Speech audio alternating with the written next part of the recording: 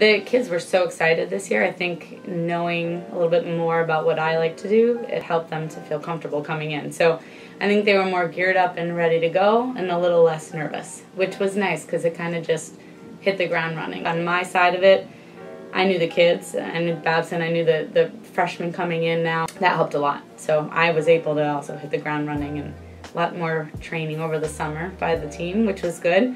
So a little more in shape, which was awesome. This is really Kristy's team this year. You know, she didn't inherit us. This is her organization. So I think with every year that she's here, we're building up more and more. And I'm already noticing in the first few weeks how much more challenging some of the intervals are, maybe on some of the sets that we're doing at the beginning of the season, because the standard is higher for everyone. Right? It's higher because we have faster freshmen, but it's also higher because all of us had a season with her last year.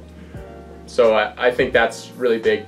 And Kristy as well can approach it with a little bit more creativity because she's been here a season, she knows what we can do, and so she knows how to push us. Split it up into like sections, so we don't think about it like, wow, we have like 3 or 4 months until our championship and we're done. We're like, okay, we have like a month, we have 1 week to our first meet, or then we have like a month until an invitation, like you said, kind of like markers, so it kind of breaks it up rather than have it be really, really long. This is kind of the grueling part. Once you get into week 4, 5, and 6, we're into midterms now.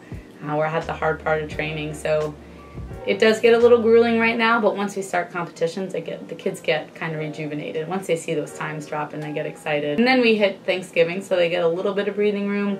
And then we have the invite, which is a prelim final meet first week of December, so that breaks it up. And then we go into break, into training trip, and then taper. So it flows pretty nicely. The hardest part is end of October, beginning of November. The average all times is just lower as a whole, so even though we don't have the numbers, I think that we could probably pull out some wins just because we would be able to beat others just because we have faster people. But the numbers do, you know, put a damper on some of like the big meets when teams have like 50, 60 kids. The nice thing is swimming with the times. It's easy to see if people are improving, so continue to look on that side. The individual improvements are relays. We broke a lot of records last year, which was really exciting in year 1, so looking to continue with that. On the women's side, bringing in 5 girls is huge because our team is small right now, so they're going to make a huge impact. So I'm really excited for the women to be able to compete to win even in dual meets for individuals, events, and for relays. Ideally, of course, dropping time every week, but obviously we're going to hit some walls. If everyone is continuously improving throughout the season, then I think that's how we define success.